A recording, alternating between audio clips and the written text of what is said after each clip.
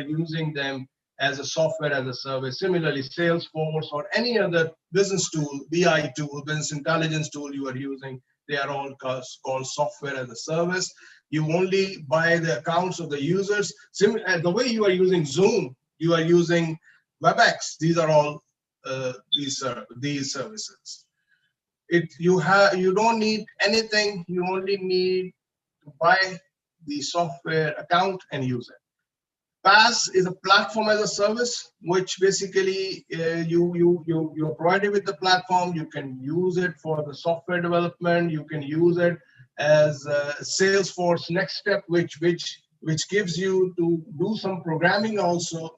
So the platform is there, the server, storage, network, and operating system is there, but the software which you will be using is your own, and that software is being linked with the platform of the service provider through APIs, application, what you call, these are different tools which are used to integrate between your application, and their network or operating system or the middleware.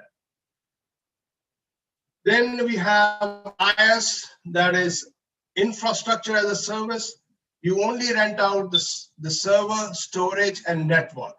You just host your systems, host your applications, your data, and sometimes your systems onto that particular data center, or if that data center has the servers, you only have to rent out the space on those servers and how many servers you need, how many storage you need, and how much. So you are only focusing on the infrastructure. In the past, you are adding infrastructure plus the operating system and the middleware to connect to our application. And for SaaS, you have everything given by the service provider, you only using it. I just give you an example of a pizza as a service, which is very popular, that you made a pizza at home. This is, everything is from your side, blue color. The dining table, the soda, the electric, gas, oven, fire, the pizza dough, or whatever, it's all yours. But if you take and bake, it's basically infrastructure as a service, that you have the basic ingredients, the cheese, the toppings, the tomato sauce, and the dough is provided by the vendor, but the fire, the oven, the electric and gas, soda, and dining table will be yours. Platform as a service, you have the service provider is giving you, in addition to the basic ingredients of the pizza, is giving you the fire, oven, and electric and gas also. Only need a dining table and the soda for you. And software as a service, everything is, it's something dine out. You go to the pizza house and pick up the pizza instead of making it. And similarly, we can compare it with cloud as a service. So if you have an in-house, what you call in-house legacy systems, that is all yours. Then if you will go to the infrastructure as a service, you go to the virtualization, get the server or the storage requirement from the provider, and you host on your operating system, your databases, your application, and the security. And in the platform case, you have everything, only application is yours, which you are using. And in software as a service, you are using everything provided by the service provider. So this is the difference. Now, let me give you an example very clearly. What is SaaS? SaaS is basically the ERPs you are using, the billing systems, the sales systems, the human resource, the social networks. This is all SaaS. Then PaaS is basically you are using BI systems, the business intelligence, the development and the testing of the software on the platform is being provided to you, the databases you can use and extract the information. And then lastly, the IaaS is basically your storage, which you are using, Boxnet or OneDrive or Google Drive. So you can have hosting, you can have integration, and you can use it as a disaster recovery, backup, and storage. So these are the three models, and these are the three different examples of using this. Now we have deployment models. Apart from the 3 service models, now we have deployment models. You can deploy a private cloud. It's only owned by your organization. And since SGS is a worldwide organization, I give you an example in 150 countries. So we can have our private cloud and we can store everything which is shared by different affiliates around the world of SGS in different countries. Community cloud is something a specific community is using it and developing it for their own use. It could be what you call in a locality, in a country, in a city. It's something, or in a specific community like doctors or healthcare, so they can use it in a specific area. Public cloud is sold to the public. It's a mega scale infrastructure like AWS or Azure from Microsoft and Google Cloud. These are the examples of public cloud. Then you have hybrid cloud. It could be a combination of 2 or more clouds you can use. Somewhere you are using private cloud for your financial and critical data hosting, and for other applications where you think the data is not critical, you can put it into the public cloud. So you can, or the community cloud. So it depends how you use it. That's a 4th model, that is hybrid. Now, just to summarize, what is the benefits of on-premise? On-premise means you have everything on your site, just many organizations still have. So you need to keep everything, your maintenance cost, IT personnel cost, hardware cost, which is the huge cost amongst all, and the customization and implementation cost. But if you are plus the licensing cost, of course. But if you are getting a subscription on the cloud, you are only needing implementation, customization, and training of your staff to manage the things along with the people from the cloud service provider from where you have subscribed your subscription. It definitely improves your efficiency and reduce cost, but there is a big but. That is, you need to be sure about the security and what to put and what not to put into the cloud. Now, I just wanted to give you an idea of 2 terms, terminologies which are being used. Cloud service provider, we call it CSP, and the cloud service customer, that is CSC. You are the customer, and Amazon is the cloud service provider. You are the customer, and Azure, Microsoft Azure is your cloud service provider. So if you see that, just in a very simple terms, that data is a joint responsibility in case of SaaS for you and the cloud service provider. Application is also a joint responsibility in SaaS and PaaS. So in this way, you can see. But if you see, mostly the hardware in most cases is the responsibility of the cloud service provider, especially in SaaS and PaaS. But in IaaS, they are only giving you the physical structure, infrastructure for you to put everything on it. Now, what is the cloud adoption worldwide, especially if you see in the recent era of COVID-19, especially in 2020? It's the 600 most effective use of the cloud services and the collaboration tools. As you know, we are all working from home, and this recent working from home has changed our lives dramatically, the way we work and live. And in normal time, normally you used to give access to people from home in a very limited number, but they are also accessing it through VPNs.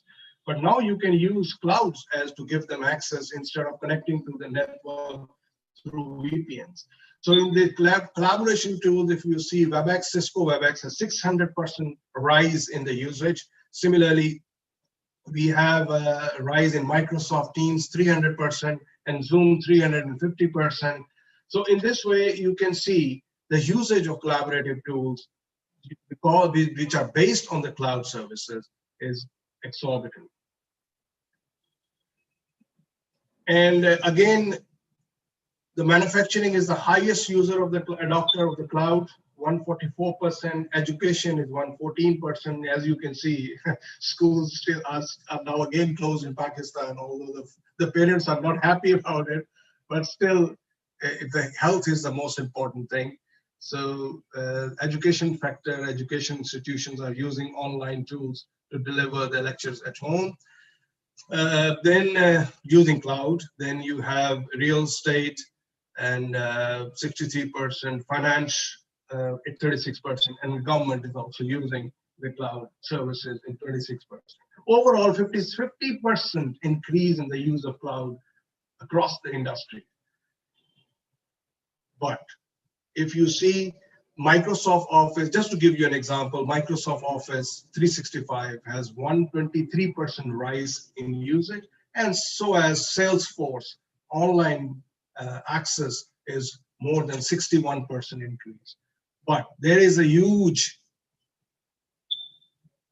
increase in cyber attacks with the higher use of cloud services. And it's a 630% rise in cyber attacks on the cloud accounts.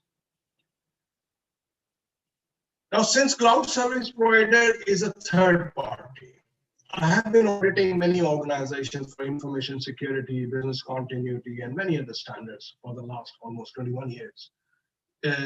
For information security, since I am doing the audits in 2002. And you can imagine that the major issues I have found during the audits is the security issues are more related to or raised due to the vendor, which is coming to your side, or the service provider.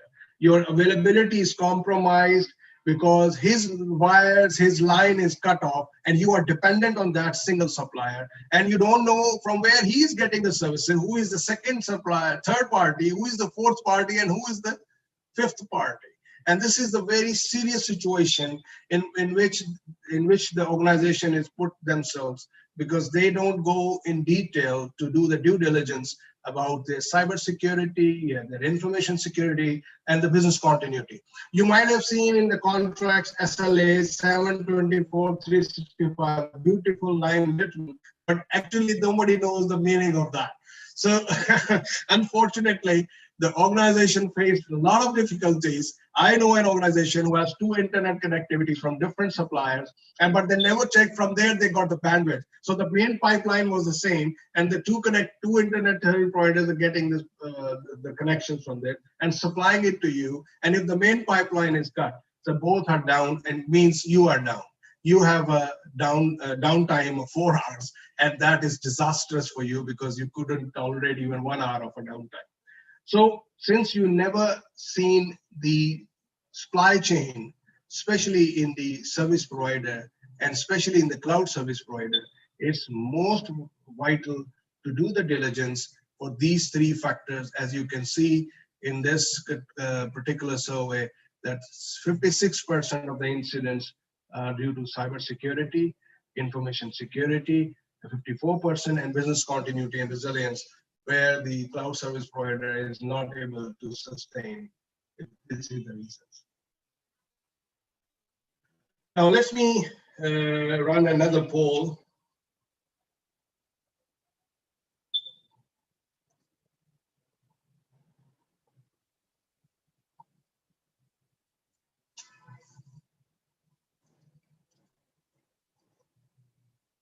In your opinion, what is the most likely cause of cyber threats in your organization? Do you think lack of skilled personnel? Do you think too much data to analyze? Or lack of contextual information from security tools? A lack of management support and awareness? Poor, inefficient automation. We jump into automation, especially in this COVID situation. We are having a fast track, what you call transformation to technology, but unfortunately, we are not taking care of other factors.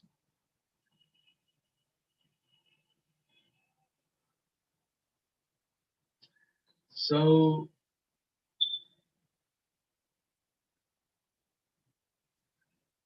let's wait for some people to catch up. I want to have at least 75 to 80% of the responses almost we are near 65.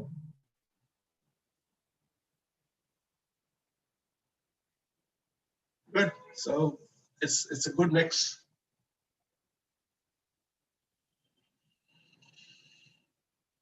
So let me start the countdown. It's 5, 4, 3, 2, 1. Let me end the poll and let me share the results.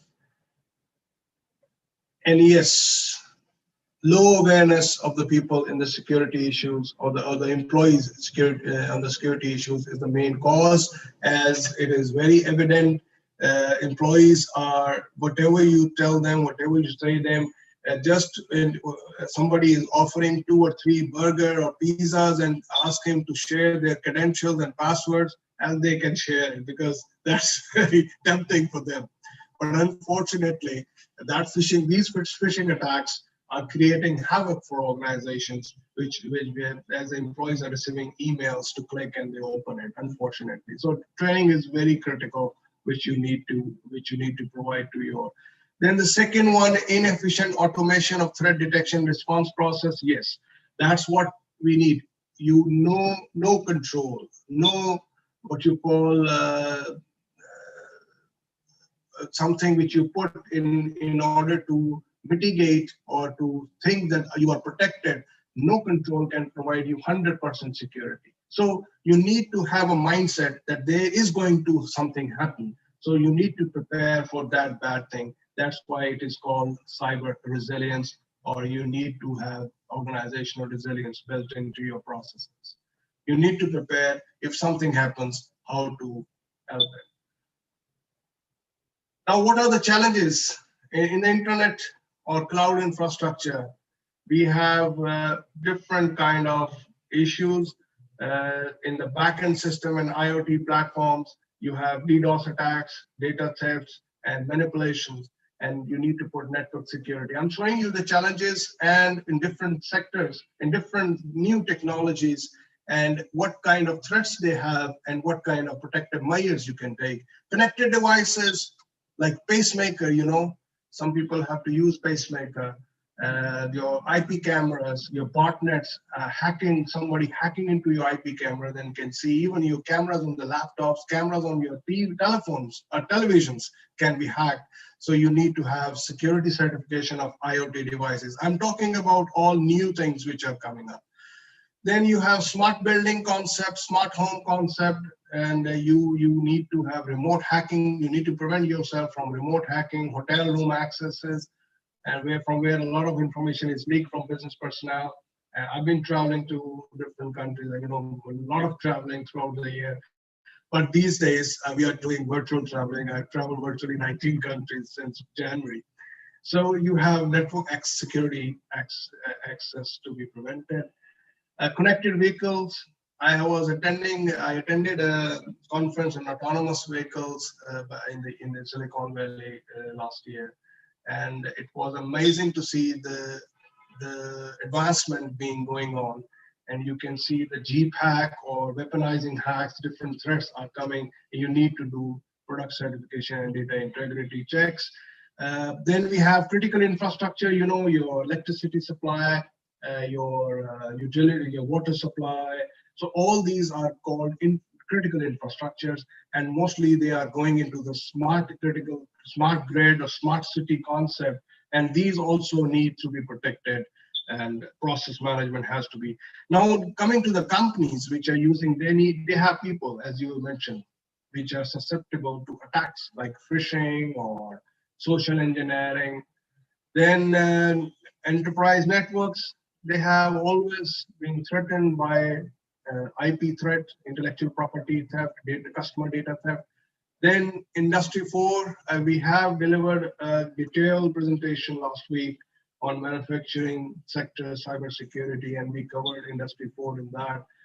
It has a WannaCry, these days, the ransomware attacks, which can restrict your access to your data, and they will ask you for ransom. So these has to be protected.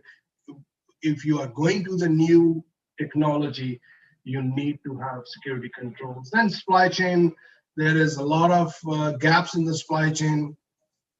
We have our services not properly protected, and there are different chips being planted by the suppliers which can espionage on your systems and on your trade secret. So all of these challenges has to be met by the security guys, very poor guys of the way. So now, which type of data is being stored? These in the cloud. It's a Networks cloud survey, excellent survey. I would recommend you to go through it. This is non-sensitive data is the highest. Customer data 50%, 50% employee data, and 26% financial data. Now, something amazing I'm going to show you. This is the type of data which is stored in the cloud by organizations which have met or gone through an incident over a year.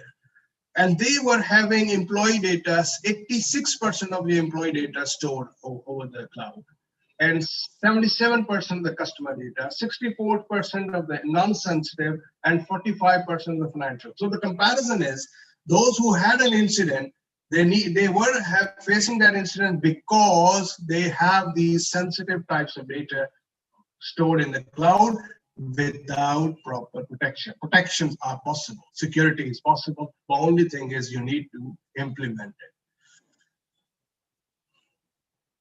Similarly, what is the on-premise and public cloud security? 52% consider, as you have also mentioned, that why you don't want to go to the cloud, and it is authenticated by the Cloud Security Alliance survey that 52% consider security breaches as the biggest hurdle in going into the in the cloud as compared to the on-premise, what you call usage of systems. Now I'm going to show you 2-3 more areas which you need to be very, very prudent. That what is the cybercrime ratio these days? It is expected that 6 trillion cybercrime will cost $6 trillion by 2021. And it takes 11 seconds. It will take, right now it is 14 seconds, but by 2021, it will take 11 seconds that a ransomware attack is launched on your business. 69% data protection infrastructure is not adequate to recover from cyber attacks. 69% of the people say they are not confident that we can recover from a cyber attack. And if you cannot recover from a cyber attack, you have to go out of the business. 90% breaches are successful because of the phishing email. $1 billion is the cost of ransomware damages right now. 20 billion, which is 60 times more than 2015. So you can imagine the landscape which we are opening up for the bad guys.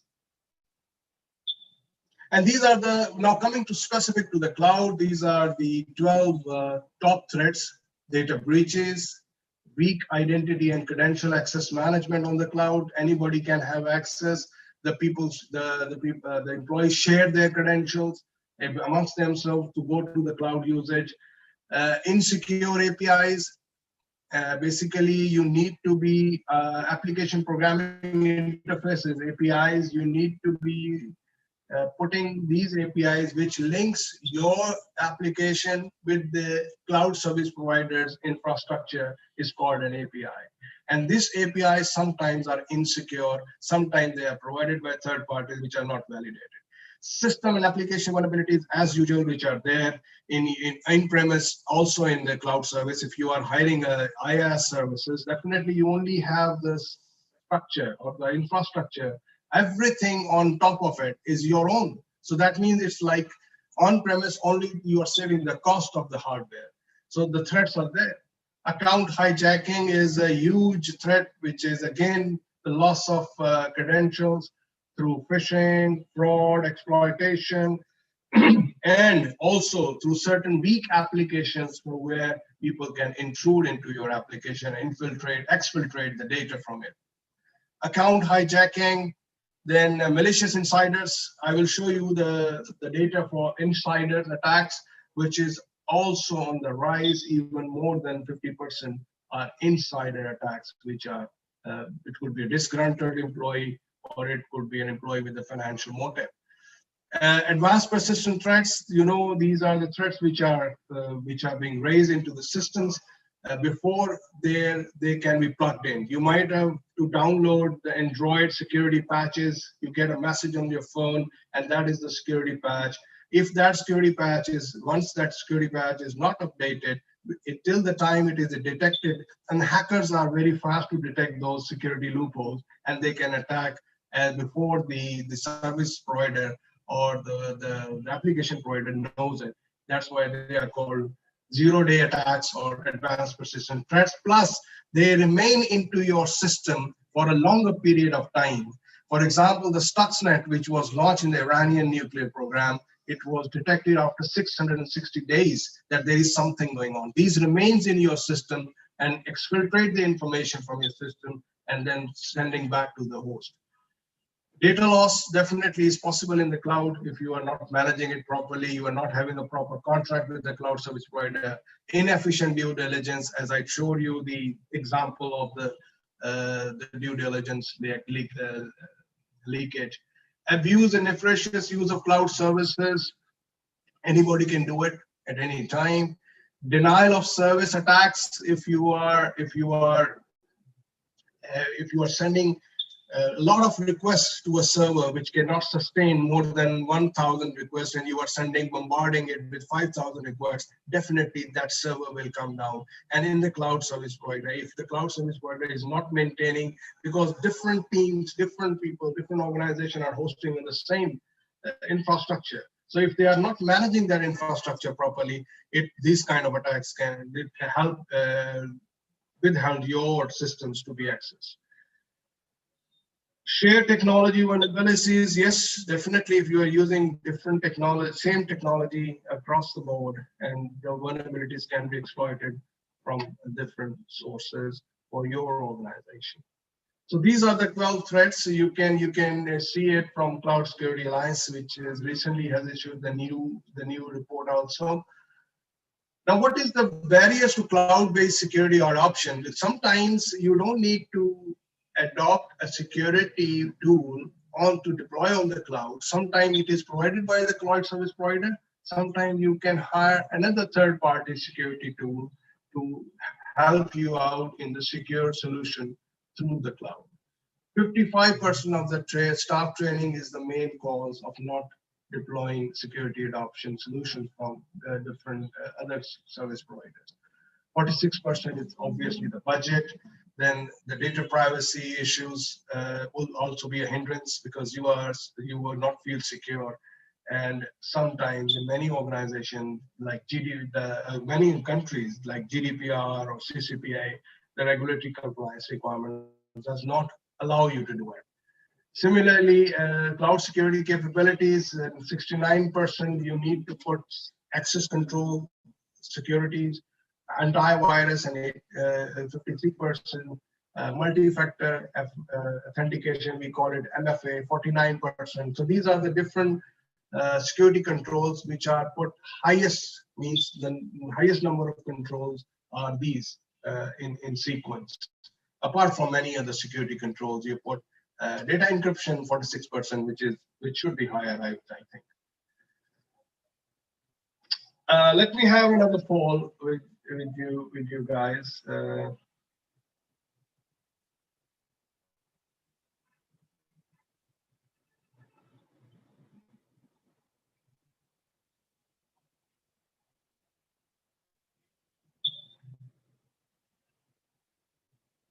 How much you are concerned about the security in the public clouds?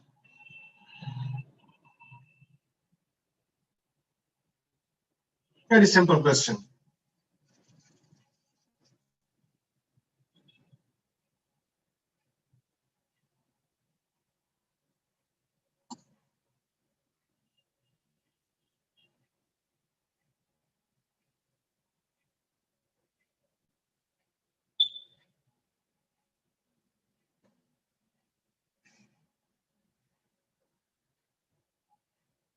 Okay, so let me end the poll.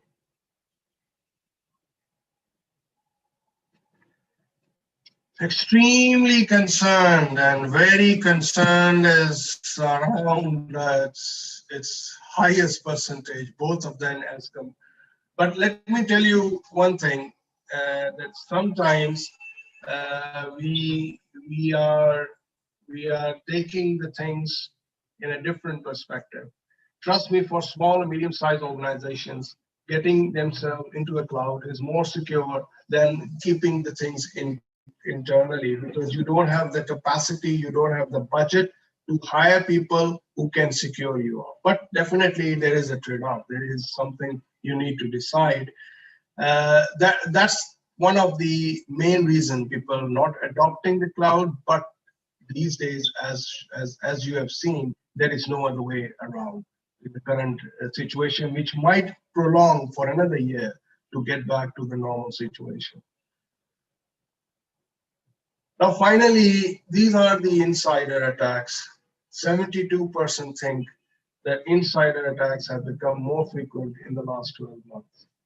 And 53% believe it's very hard to detect, or somewhat harder to detect, an insider attack, which is very alarming. Now, looking after all these, how to achieve security and how to use these very efficient, effective tools and to save the cost also, is basically you need to apply standards, because standards give you set consistent protocols. They are more give you more compatibility and interoperability. They are getting more structured over time, more specific over time, more topic-oriented, industry-oriented. The standards are now emerging. So you can make use of it. Today we are going to discuss these three very much related standards to cloud security and cloud service provision. 27017, which is information security in the cloud environment. Then I'll go through the CSA STAR, the Cloud Security Services by Cloud Security Alliance, which builds the controls on top of ISO 27001. By the way, all of these standards are complementing standards to the ISO 27001 standard, information security standard. You need to add on the requirements of these standards onto 27001. Finally, I will discuss 27018, which is talking about privacy in the cloud. We did a complete workshop, I think back on 18th of November. If you wanted to, if somebody has not attended, you can attend on the privacy. So there are different types of standards. One are the guideline standards, which are, as I told you, you can see ISO 27031 is the ICT readiness for business continuity.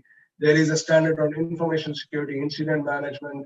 Then these are all guideline standards which are specific to certain topic and complement ISO 27001. Then we have industry-specific standards. Like 27011 is the security standard additional requirements for 27001 in the telecom industry. There's additional control for the telecom. Then 27017 additional control, security control for the cloud. Then 27799 is additional security control for the healthcare. 27701 is the privacy information security controls.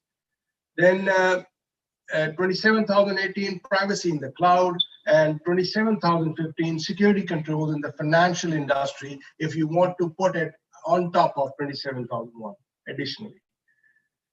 Now, I would request we will go through these standards very quickly by a team member. Waqas, thank you very much for joining us. So kindly please take us through 27017, the cloud security controls. Over to you, Waqas.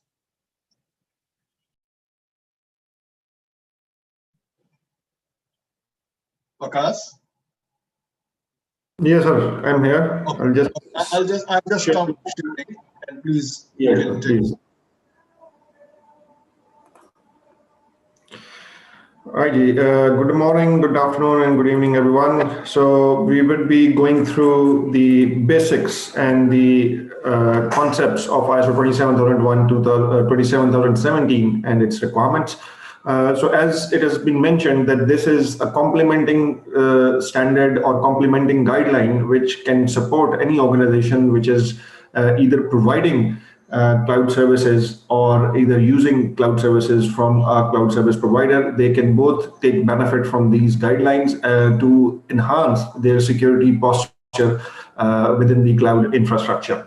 However, please do note that this can only be practiced when you have a solid foundation laid underneath this by using ISO 27001 2013. So either way, if you want to implement ISO 27017 or any other related guideline of ISO 27001, you have to go through ISO 27001 first, and then you can use that or entire infrastructure or that entire structure of management system to build upon a secure security posture of ISO 27001 2017. Now, the key elements which you can get from the cloud security implementation is that firstly, you can have a secure and privacy of your key concerns, which you have already identified in different polls in the previous sessions, so that your cloud service customers can be assured of that their information and their data and their different the different tools and the different assets can be protected in cloud security and in a cloud environment. Then the customers and their providers can have a surety which they can assure to their public and their the different clients that this is going to be practiced, and this is the cloud services are capable and they are secure as well. And lastly, these standards, as I mentioned earlier, that they can be based on ISO 27001 2001, and then also along with the ISO 27018, which is which is for the security of personally identifiable information over the cloud. So these standards can combine together and give you a very formidable kind of security posture when you are going for a cloud service or you are opting for hosting your data in a cloud. The models we have already mentioned that you have, there are three basic models of cloud computing, which is software as a service, either PaaS as a service, or a platform or infrastructure as a service. So these standards, these all ISO 27017 can be implemented on either of these models, whichever you are choosing, either as a cloud service provider or as a cloud service user or a cloud service customer. So both of these entities which are involved in a cloud service provision or a cloud infrastructure and cloud execution, both can use these standards because ISO 27017 covers both the interests of a customer and a provider as well. So there are responsibilities which are lying on both ends. Like if you are storing your data in a cloud, so the host company, they have to ensure certain security protocols, but at the same time, the customer who is actually interacting with that cloud needs to ensure certain level of security protocols on their end as well, so that this whole chain of security is ensured and there is no weak link or there is no loophole or a vulnerability left between the connection and between both the entities.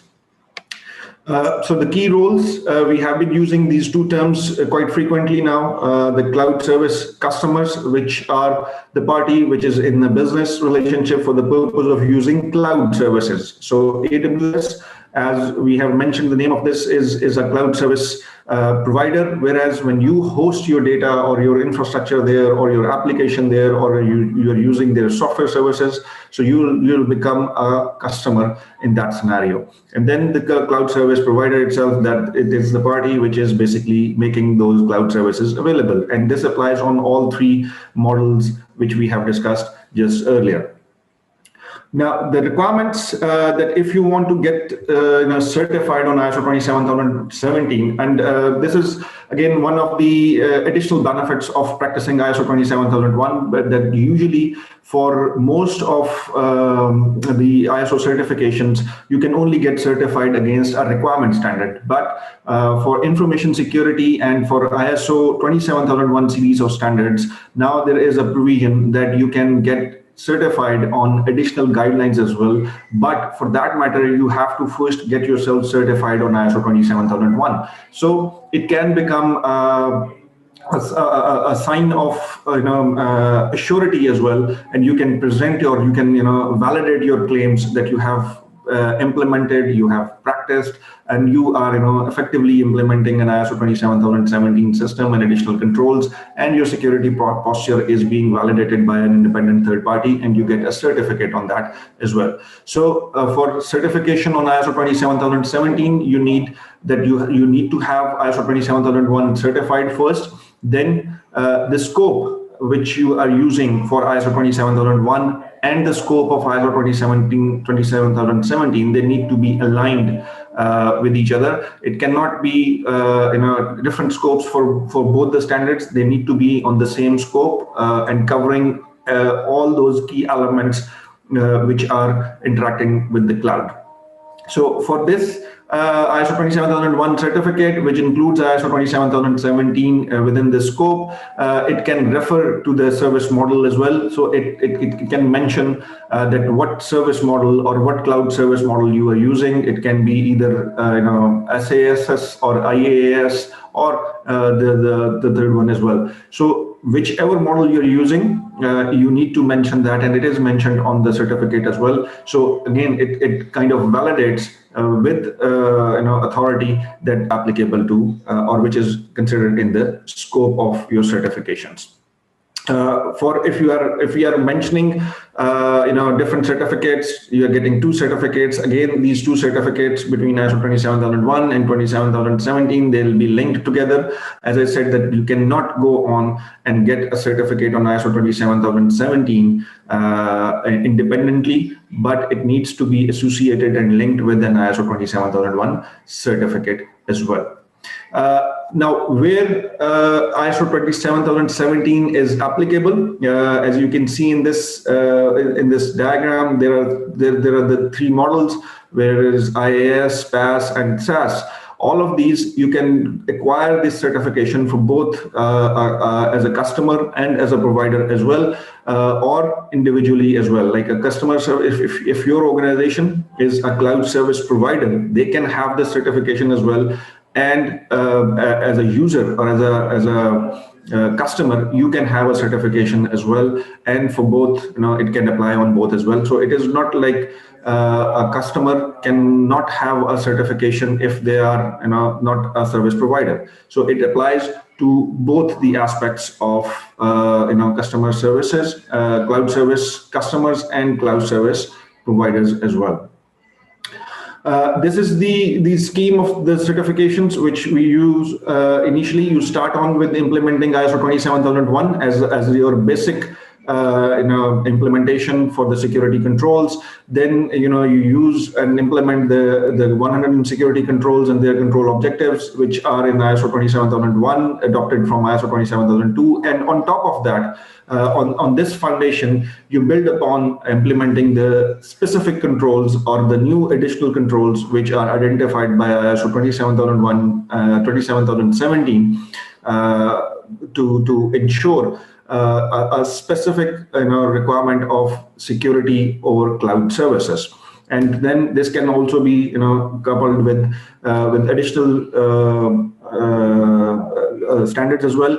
And within this CSC and CSP, cloud service customer and cloud service provider, you can choose that which part you need to implement on your end. There are other cloud computing standards by ISO as well. Again, as we have already listed a few of them.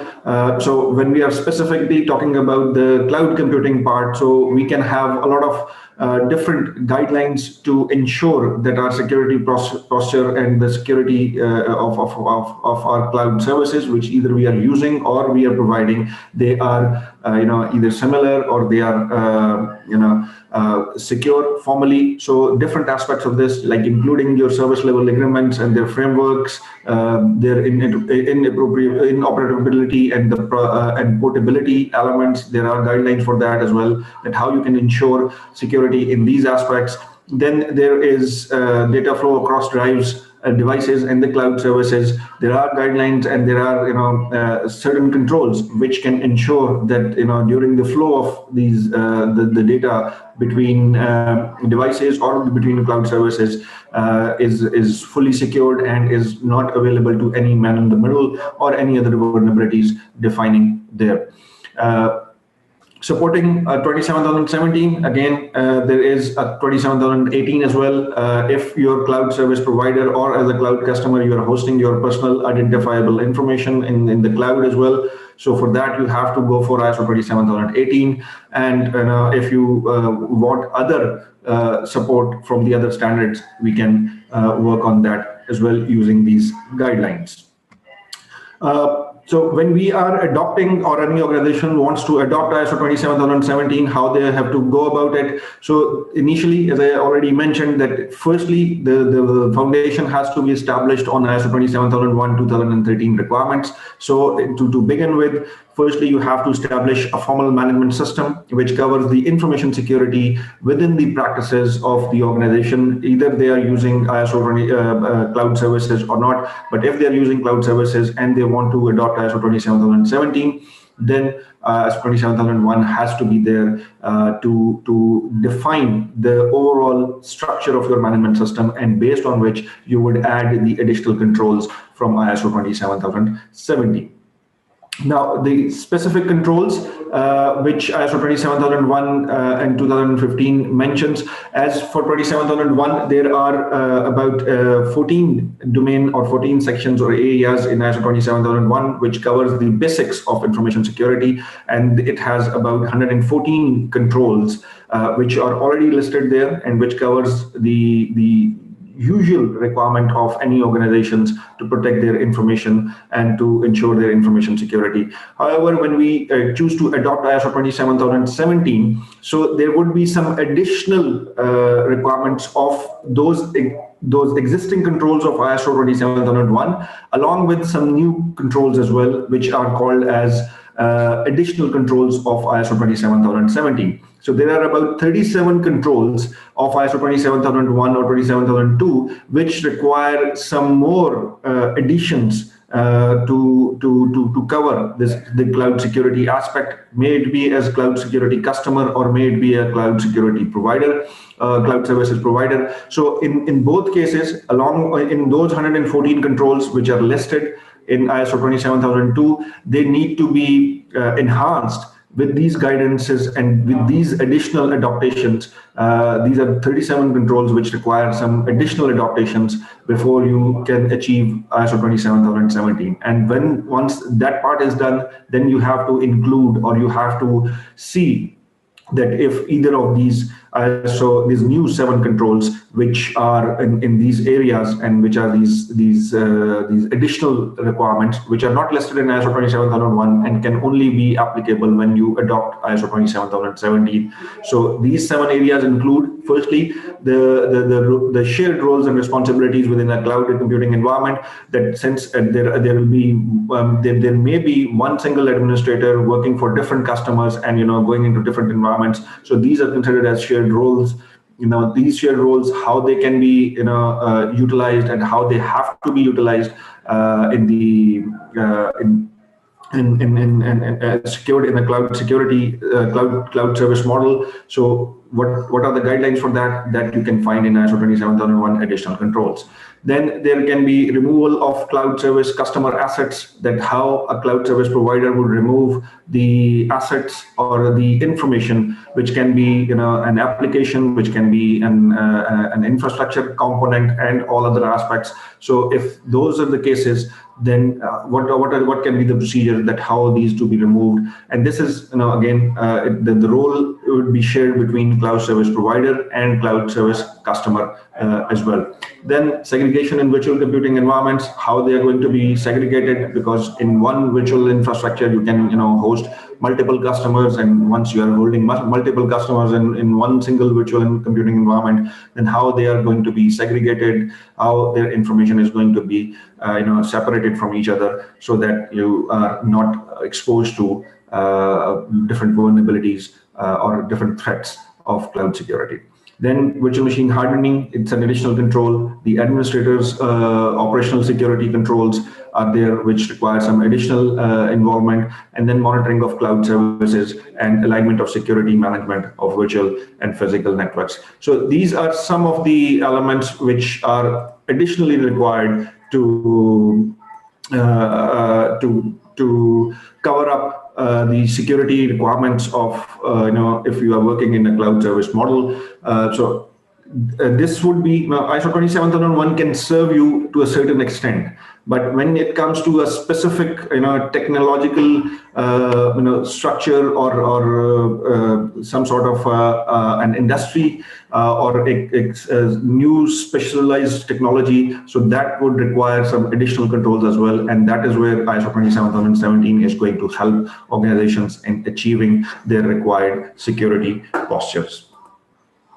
And in the end, what we can work with is that what SES can offer you in terms of certification. We have already established a complete certification program of ISO 27001 and in its specific guidelines I mentioned. And luckily, we were fortunate enough to provide this certification to one of the cloud service providing company in Pakistan as well. So there is a ISO 27017 certified company in Pakistan which is providing cloud services to its customers.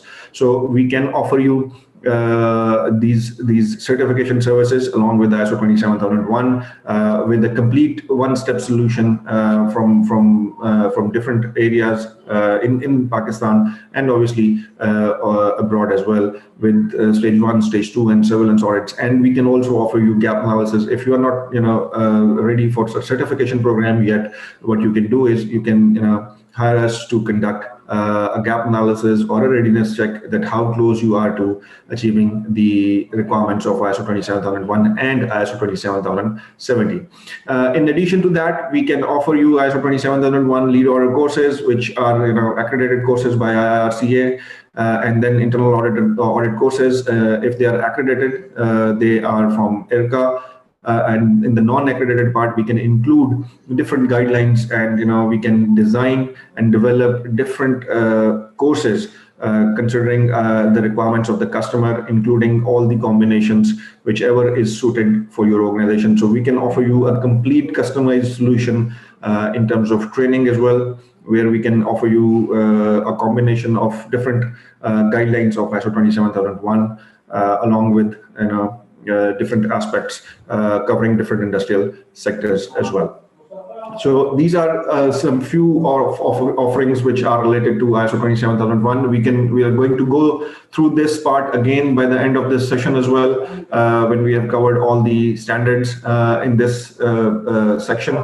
So this is generally it from the part of ISO 27017. If you need any further details on this, what you can do is you can put your questions in the Q&A box, and in the end, when we are going to open and offer you to join us for the live questions, which we are going to try to answer by the end of this session as well. So thank you very much for being here and for listening to this, and I hope and I'll give it back to Mr. Faisal for continuing on ISO 27018 and other standards. Thank you very much.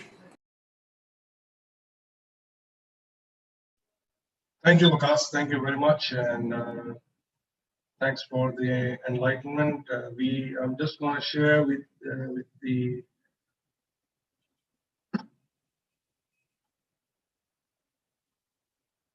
we are going to go into another standard, which is basically today only facing standards and standards.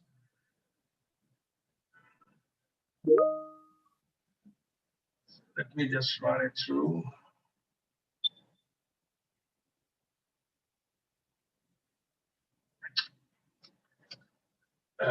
Because you can see my screen. Yes, sir. Okay. So as Vikas has gone through 27,017, again, this is the additional controls, security controls, if you are moving into the cloud on top of 27,001. There is another certification which we are offering, that is Cloud Security Alliance USA. We call it CSA Star certification. And that is basically, STAR stands for Security Trust Assurance Registry.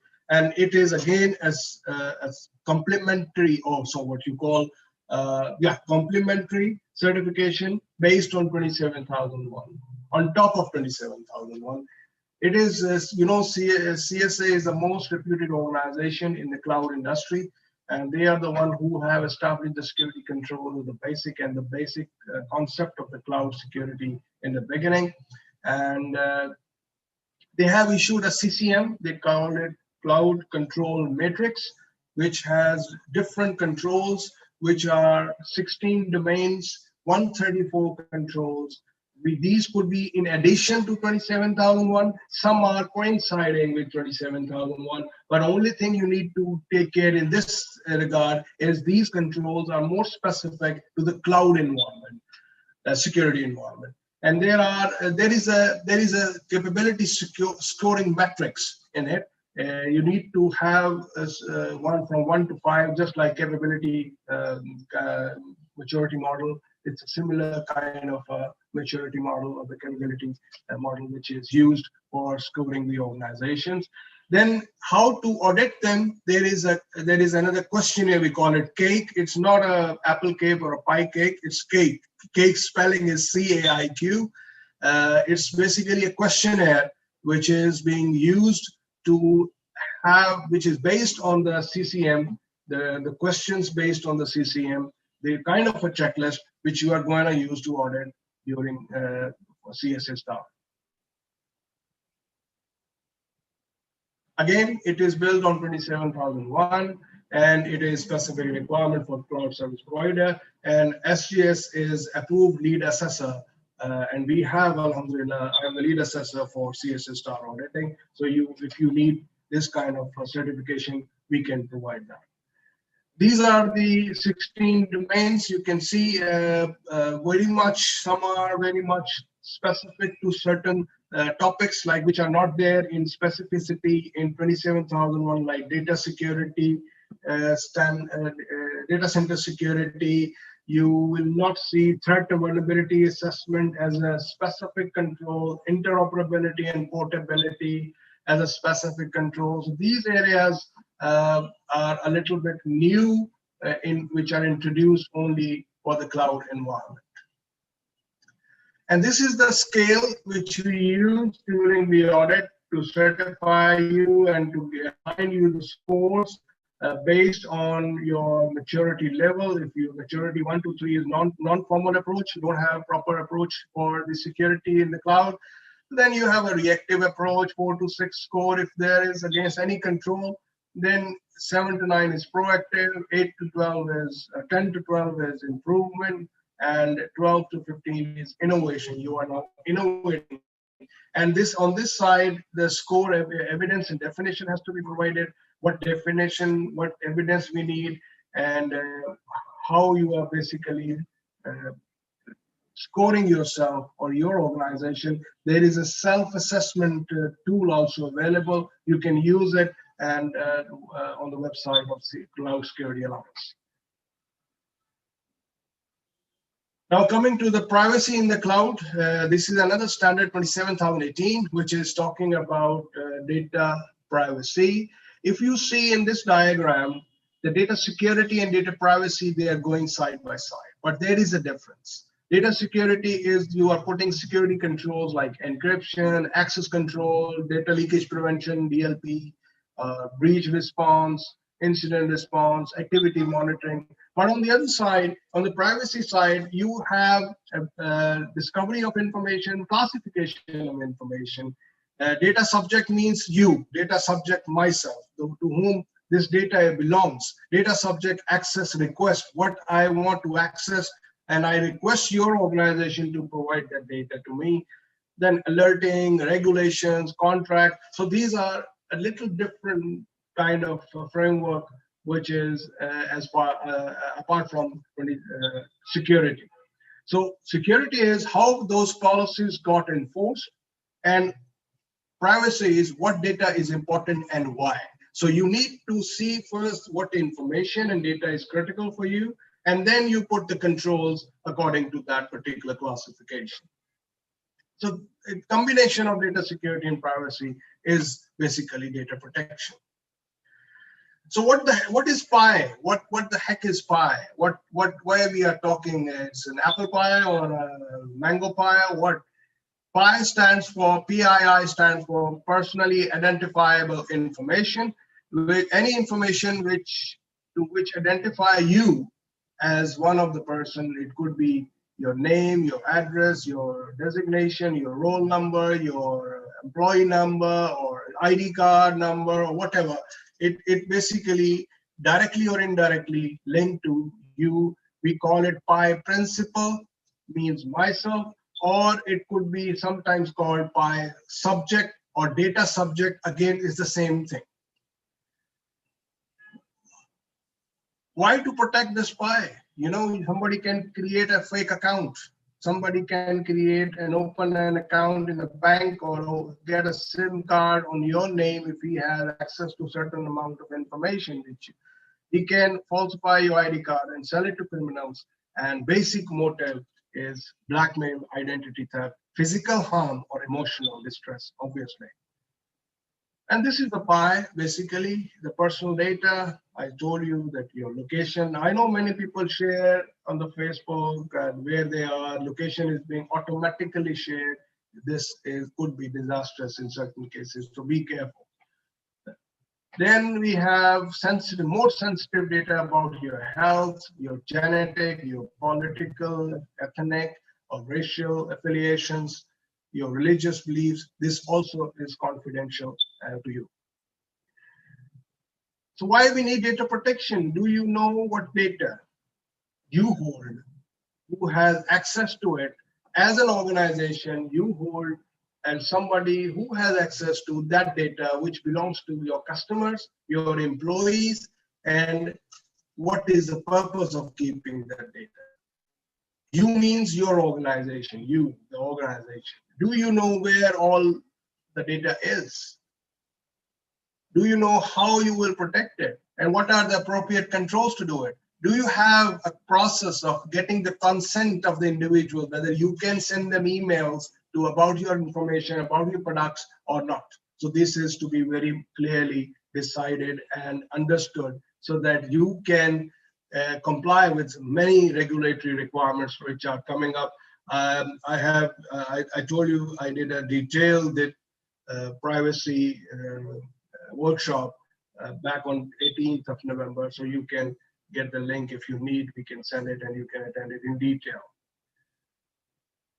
Now, what are the drivers of putting the PII into the cloud? Now, let's talk about cloud. There are certain cases in which even you are tempted to put the PII. As we have seen that many organizations which put critical data into the cloud, they faced an incident.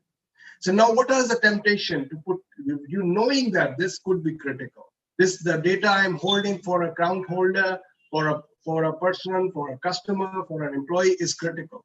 And you are still putting it onto the cloud and not keeping it secure. It's basically calling hackers to move in and do whatever they want.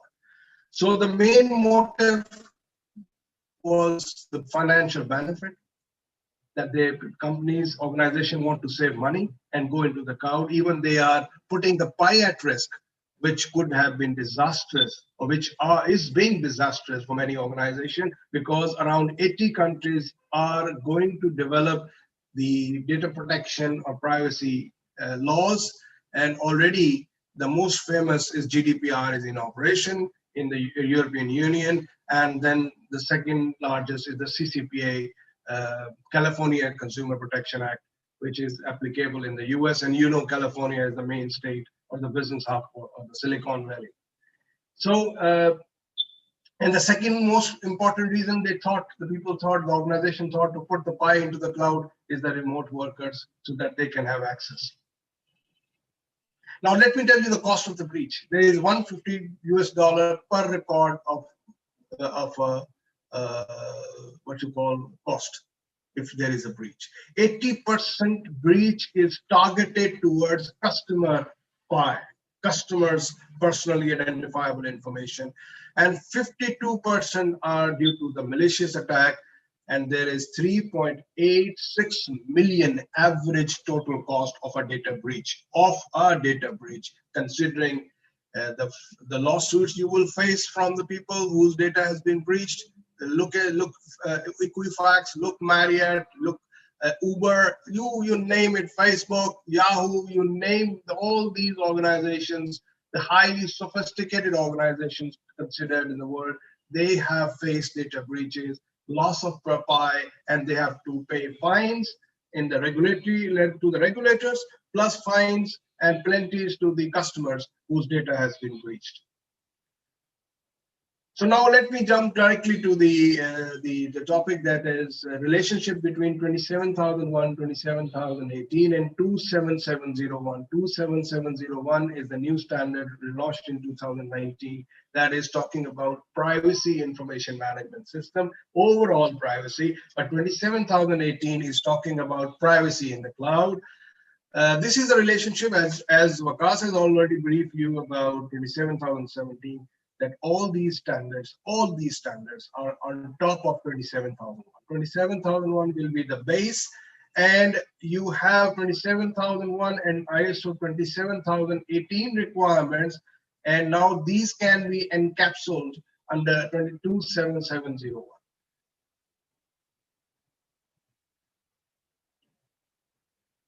What I'm saying is, in simple terms, 27001 contains 10 clauses plus an Annexure A, and Annexure A contains 114 controls distributed in 14 domains. Now, 27018 is based on 11 privacy principles, which have been narrated by another standard, which I'll just give you the brief, which tells us about privacy framework. And it is distributed in 27018, it is distributed in 10 sections with complete guidance. And there are 25 new controls which you need to implement on top of 27001.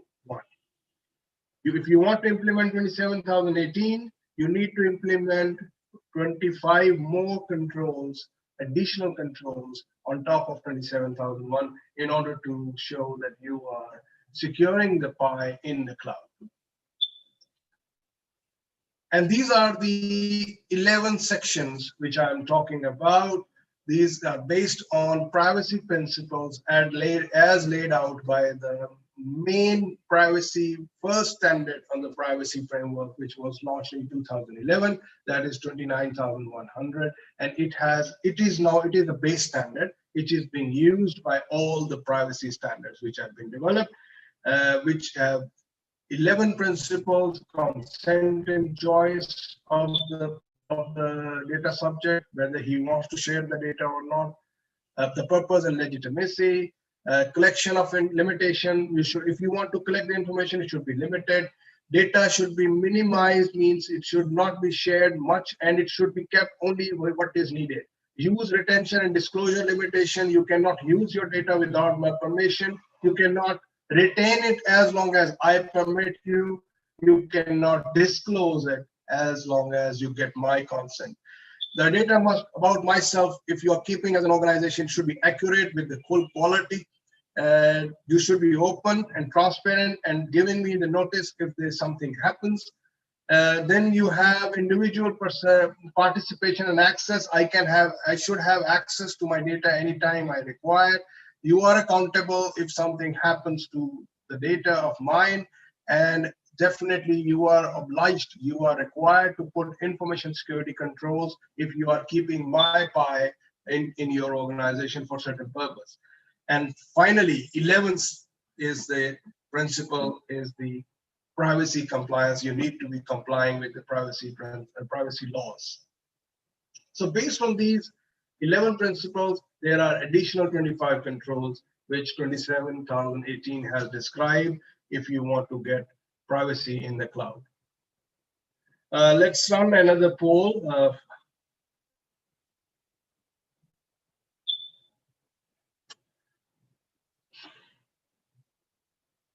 What type of data is stored on your public cloud if you are going into the public cloud?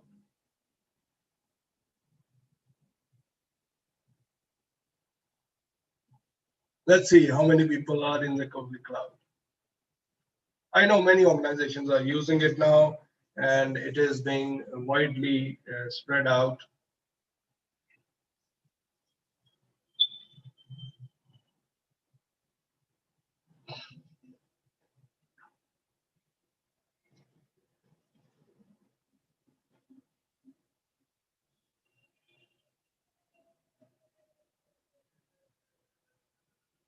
I can see a very, please don't shy to answer correctly, because I can see people are very apprehensive in responding to it. Anyway, I think let's count down 5, 4, 3, 2, 1. I'm ending the poll, and I'm going to share the results. And as obvious, the word is non-sensitive data, and everyone jumped into it. Anyway, yes, that is the best way. You should go start with the non-sensitive data into the cloud, see how it operates, how the cloud service provider is, how much secure he is, how much data security controls he can manage. So all these things will help you out in deciding on that. Then the second one is the all sensitive data. Surprisingly, non-sensitive data and then all sensitive data. Anyway, that's something different. You need to be careful while putting the sensitive data. Good. Trade secrets, nobody. Payments or financial data, nobody, because wherever the word finance is, it's okay. Healthcare, yes, very good. You don't need to put it, and you should be preventing it. Now, finally, you have seen the concept of security. I'll just close up and wind up. The topic is cyber resilience or business continuity. If you look at this survey, since last 4 years, the highest contributor to the disruption to a business is, again, in the last 4 years, is cyber attack. That means data breach, cyber attack, IT unplanned outages are the top 3. So you can see in the last 4 years, this is amazing. And then there are 2 new things which are emerging, which emerge in 2019. That is, critical infrastructure are being targeted. Your smart grid or smart water supply system is being targeted, and there is a lack of talent and key skills which are required, which are not being there for the organization to save them from cyber attacks. So those organizations which have a built-in resilience or kind of what you call business continuity management system, and they have a cybersecurity or data breach incident, they could save the cost if they have a BCM or resilience in place, or if they don't have a BCM or resilience in place. This is the Ponemon Institute data breach report. For those which have no BCM, is going even 90 what you call days to detect or to contain the incident, and those who have some kind of a BCM, they went only to 55 days. Now, mean time to contain and mean time to identify a breach incident, if you have a BCM, the cost is less than if you don't have a resilience or a BCM system.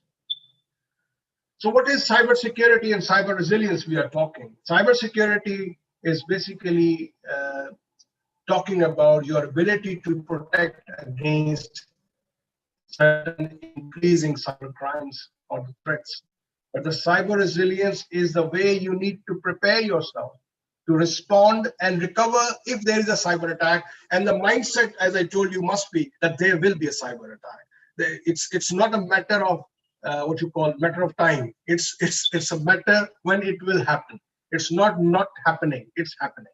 So once you have this mindset, you try to build resilience in your operations, and you try to have a system in place. Okay, something happens, how we are going to respond to it, how we are going to contain it, and how we are going to recover as soon as possible into the back to normal. And cyber resilience is basically more talking about the delivery of the business or the services and keeping your operations intact, not only your IT systems. As you know, IT systems are providing the support only. So cyber security will provide you the security against the IT systems to protect them from these kind of attacks. But the cyber resilience, if it is built into your system, it will help you keep your systems intact and your business operations, critical business operations, up and running. So the people say that what is the value proposition for cyber resilience? Why to spend more on cybersecurity controls if we have a built-in feature of spending lesser to have a backup and recovery robust system and getting back our operation back to normal within minutes? Definitely, it doesn't mean that you don't need to put security controls. It's that you spend a lot on security controls, but you don't consider the response level or the incident response processes in your organization, which must be more robust in order to keep you intact in a disaster situation. So business continuity is the capability of the organization to continue delivery of services and products at an acceptable, predefined, limited levels in a disruptive incident so that you can continue the critical operations of your business in order to survive, because it's a matter of survival of your organizations. So in short, these two concepts must go hand in hand: business continuity and cyber security. As we have seen, both are the vital, what you call, ingredients in an organization in case they face any kind of an incident, whether it's a cybersecurity incident or it's another type of incident which business continuity can cater for. So for that, we have ISO 22301 standard, which sets the requirements for a business continuity management system. And there is another part which gives you the guideline. I'm not going to go in detail of these standards because we have a separate webinar on that, which was done in May 2020. So you can ask us to get the link and you can attend it on demand and to see the details how you can build cyber resilience in your organization overall and cyber resilience in specific. Now coming to the certification process, if you have implemented any of the standard, you will be interested to go for certification, and SGS can help you out.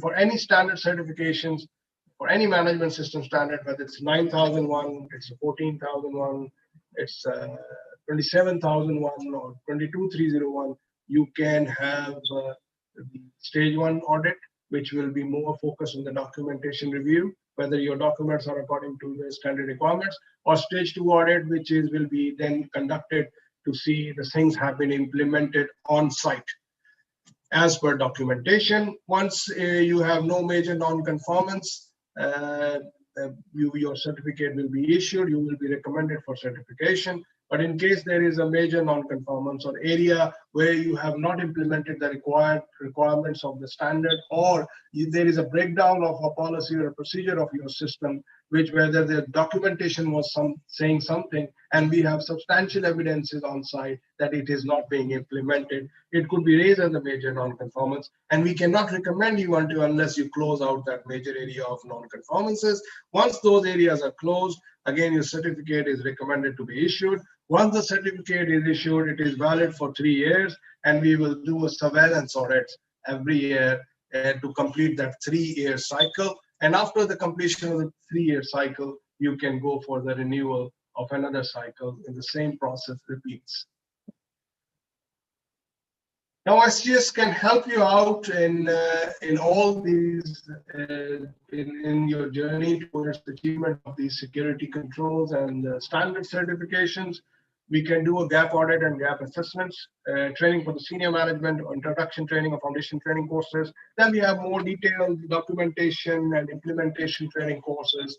And then you come to the, we have a very popular lead implementer training course for 27,122,301. And now we are complementing them with the cloud security standards also. We are complementing certain specific courses with the telecom industry controls to be implemented along with 27,001. So we have a good mix of options for you to choose. Just like a menu in a hotel, so you just choose and we can deliver that. Then we have internal auditor, most popular lead auditor courses. We can do a pre-audit, and then we go for the certification audit, and then the maintenance is on surveillance.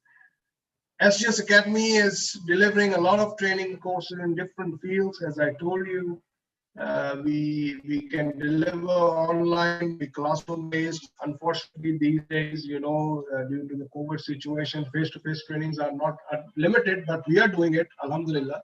Even today also, I know there are 4 or 5 on-site training courses going on. But we have the option of virtual live training courses, which are very, very successful. We are delivering all training courses very collaboratively, very interactively. It's just like you are attending a classroom case. So please try the training, and then you will understand what I'm saying. Similarly, we have the e-learning training courses. There's a recorded, what you call just like Udemy or something, but you can use that also. Our built-based or virtually instructor-led training courses are also registered with IRCA UK, and they are very, very, very interactive, but still we keep the class small. We don't want to have 50 people joining in through Zoom and we cannot control them. There is a control on it, a maximum 10 to 15 students with 1 tutor. If they are more, then we use 2 tutors so that it is more practical and more what you call interactive. Then classroom based, as usual, we do it. We do a lot of webinars. This one we are doing is a workshop. We have white papers, trainings, and we do a lot of events online these days, mostly online. And these are the training courses. I told you, you can select amongst these and let us know, and we will be there to support you in this. So thank you very much for listening. I know it's a long 2 hours, almost 1 hour, 45 minutes. And I thank you for being with us. And I will now go to the question and answers. Let's see how many questions are there in the Q&A.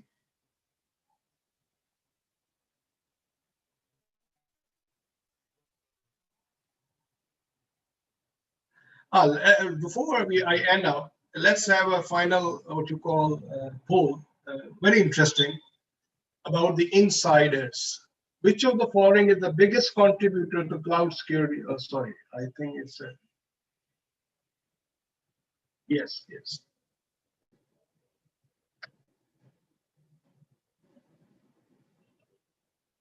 IT staff, contractors, cloud service providers, insider business users.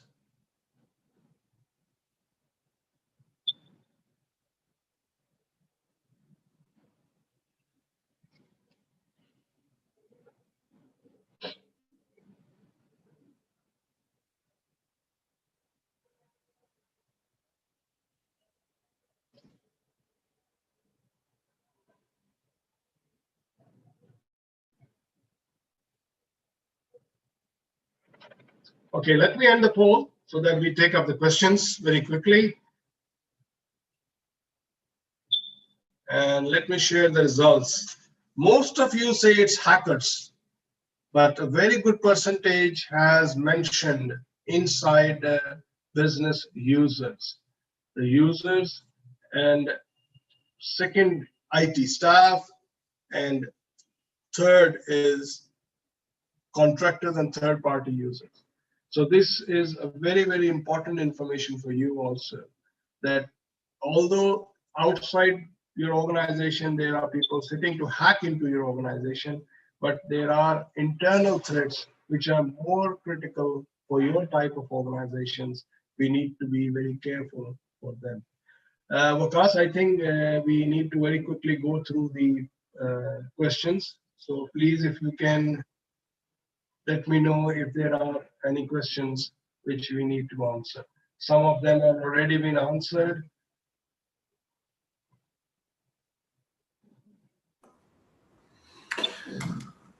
So, one of the question is from Mr. Shoaib. He's asking that in our poll about data on cyber cloud, what do you recommend, less sensitive data or other kind of data to be stored on cloud? Need your suggestions. This is the question in the chat, I think, I guess. So it's in Q&A as well. Okay. It's open now. The first one, I think. From Shoaib. Open question. In your poll about data on cyber cloud, what you recommend, less sensitive data, other kind of data to be stored on the cloud? Yes, definitely you need to be careful. As you have seen the survey also, you need to classify your data, which is more sensitive. Sometimes we say that, let me give you an example. If you have a data center and you have a window in that data center just to have a beautiful view outside, you have a greenish backyard or something, but there are certain threats. That window is having a glass and which can be broken by someone and intrude into your data center. So what you do, you put a grill. That is one of the control. And then you see there is a seepage of water. Then you seal the glass also, that the windows is not open end. So this is another control. Now, the question is, how many control you need to put into that window? By the way, why we need a window in a data center, to be honest. So we need to remove, the best control is to remove that particular window from the data center in order to avoid all types of what you call security lapses, which can happen. Similarly, try to classify your data and try to avoid putting sensitive data on certain cloud services which you are using. And if you feel that still there is no issue in you putting that data into the cloud, it's up to your decision. It's up to your management decision. But we should be what you call avoiding it. The next question is the CSS star. If the organization is having not applicable controls, again, definitely some controls are not applicable. You have the right to give the exclusion as you did do in 27001, and the scores will not be counted towards that certification. Mohammad Naeem Anjum Saab has asked how we can improve control risk of insider users. Very, very good question. I would say 3 words: training, training, training. And the next step is monitoring and having policies on top. Very strong policies, and not policies just written down. Policies properly communicated, processes properly set. Nobody can share their passwords. Nobody can share their accounts. Even the management is asking it. Nobody should be having access to someone else's folder. I would have shown you a very interesting result survey, which was recently done. Only 5% of the folders which have been kept in organizations are password protected.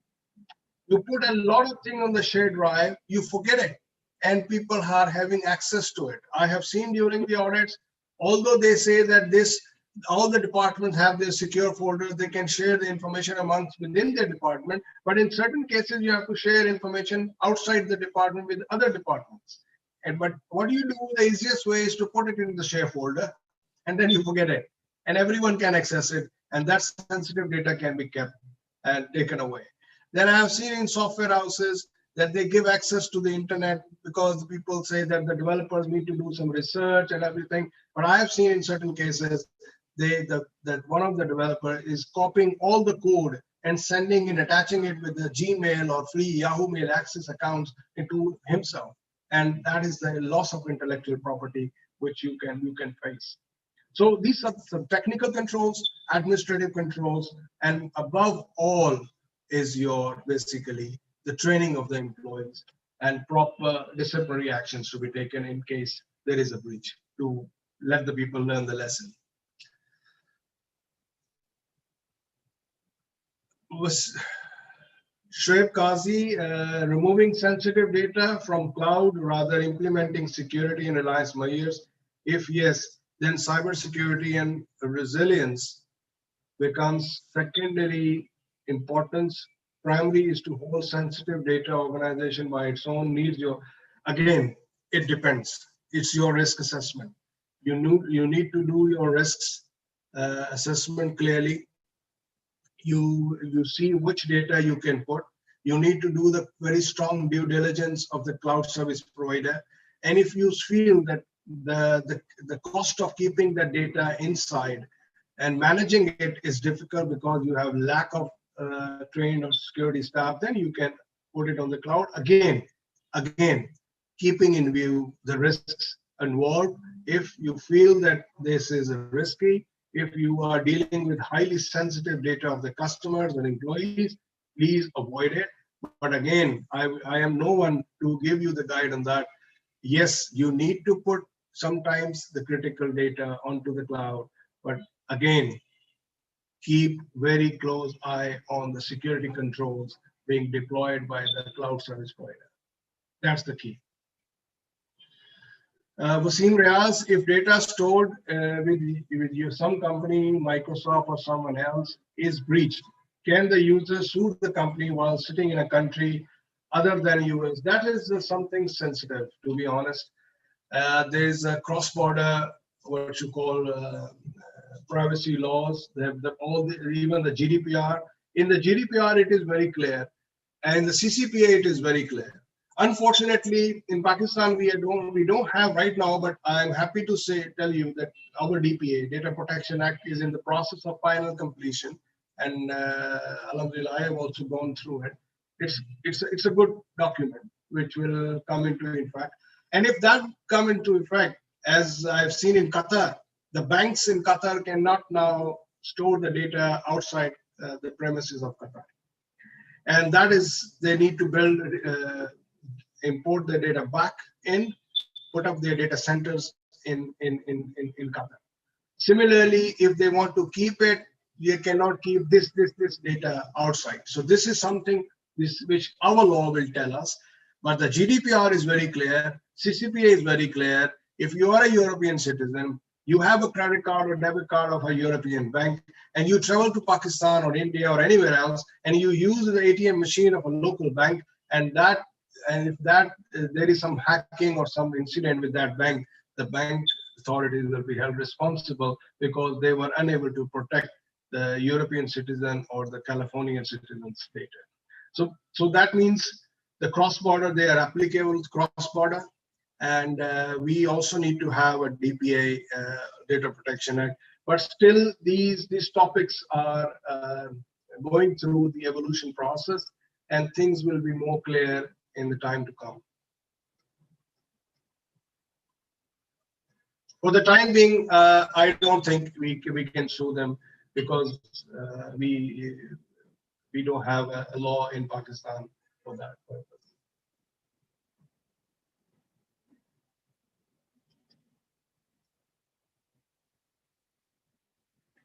Wakas, any other questions?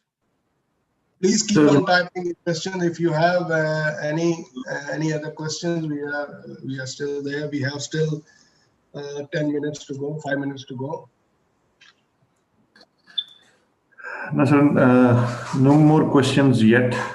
Just one little announcement that the recording of this session is going to be available, and a link is going to be shared to you via an email once it is available, and you can download this whole session and review or revisit it again. Secondly, post-session feedback is very important to trace back the attendance and for the issuance of certificates. So please do fill in the post-event survey as well. Yeah, it's very important. I request you to fill the survey because that will help us to issue the certificate, which is linked with the survey questions to be sent to us. Email or whatever means. Those who have attended all the sessions in our series of these sessions since November 18 until now, there have been 3 sessions.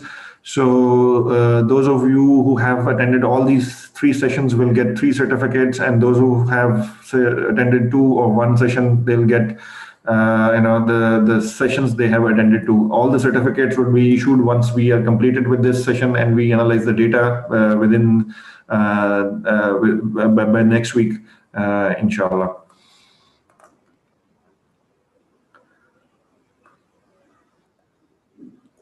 So do we have any other questions? Please, if you have any other questions, we are here to answer. I am thankful to the guests who have joined from other countries. We almost have 12 or 13 countries, people from those countries, and I welcome you all to Pakistan virtually, and I welcome you to join us physically, inshallah, in future, whenever the time allows.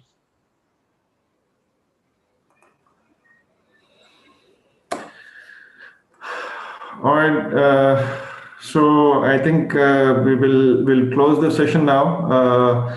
Thank you very much for joining in.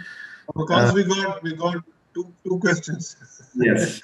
Okay, let me just, in case of cloud servicing is no longer, I think it's incomplete. It's incomplete. Yes, Muti Mustafa, can you please type in the question?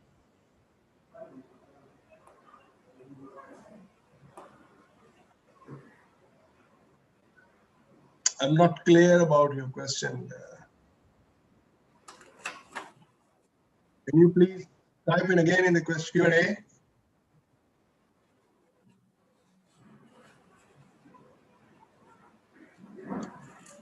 Your question? Okay.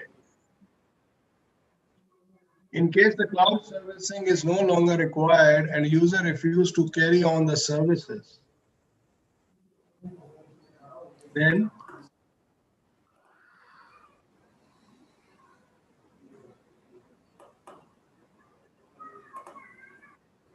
okay, Vikas, I think you get the clarity on this, and please answer this. We cannot hold other people. Yes, sir. So now it is completed. Will the data be secured or discarded by the cloud? Let me read the full question. In case the cloud servicing is no longer required and the user refuses to carry on the services, will the data be secured and discarded? That is very, very important right of the data principle. And within that particular 29,100 or 27,018 or 27701, all privacy standards requires that the cloud service provider is bound to delete that data and gives you the evidence that the data has been removed. That, yes, definitely. This is something you need to put in your, that's why SLA with the cloud service provider is the most critical SLA. You will be amazed. I did when I did this course back in 2014, I remember, we got an assignment to see the big cloud service providers around the world. What are their terms and conditions? And I was surprised to talk to one of the service desk of the cloud service provider about asking about the availability level, and the guy was not clear. And then this was my question, that how you will make sure the data. Again, the answer was very blurry. So that's why I was emphasized that you need to be very careful while writing an SLA with the cloud service provider, that if you are putting up highly sensitive data, number one, again, this is one of the hindrances you can have in putting the sensitive data onto the cloud. If the cloud service provider is not agreeing on certain strict requirements, which are very basic in a privacy controls, and this is one of the basic requirements, let me tell you very clearly. So yes, you have to get the evidence. You need to see how they will do it and how they will present you the evidence for doing it. Right, Vikas, thank you very much, all of you. And I think we are on time almost. And thank you very much for taking part in these workshops. We will continue doing it and making it more interactive. And we have a list of training courses coming up for first quarter of 2021. And definitely all of you are now in our part of our database. And definitely you can send us to send you the more information about our webinars, workshops, and our virtually instructor-led training courses or face-to-face training courses. We will keep you updated. And thank you very much once again for joining us. Stay safe, and wherever you are, try to stay home as much as possible. Even your family doesn't want you, but you have to stay to be safe. So thank you very much.